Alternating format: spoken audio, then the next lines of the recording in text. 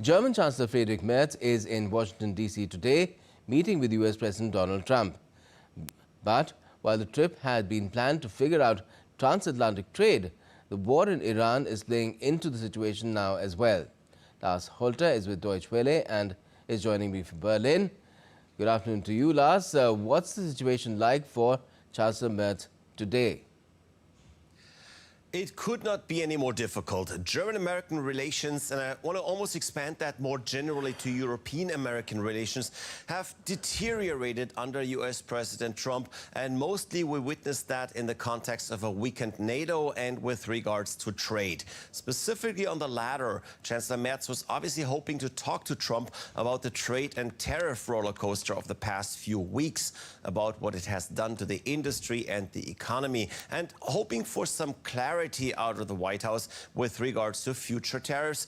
Currently, they're standing at 15% as put forward by Trump, and the previously signed trade deal between the EU and the US is on ice. Now, it is entirely unclear if the Chancellor will even find Trump willing to discuss business at all, because, of course, over the weekend, the US and Israel attacked Iran, and the world is finding itself in another major conflict with Trump pretty much at the center of it. It's very likely that the situation in the Middle East is all Trump wants to discuss. All right, Lars. Now, what does the current situation in West Asia mean for Germany or for Europe at this point?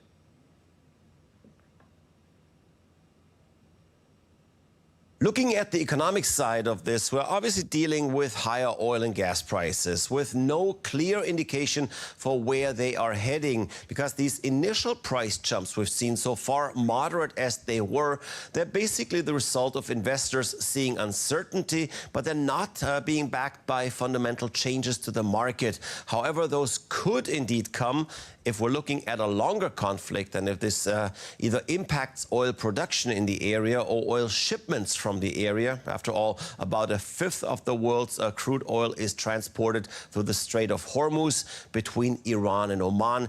Then we could see bigger price jumps, and that would be problematic for many economies, certainly for the German economy, because Germany has already been dealing with very high energy prices, and seeing them go further up could seriously damage growth here.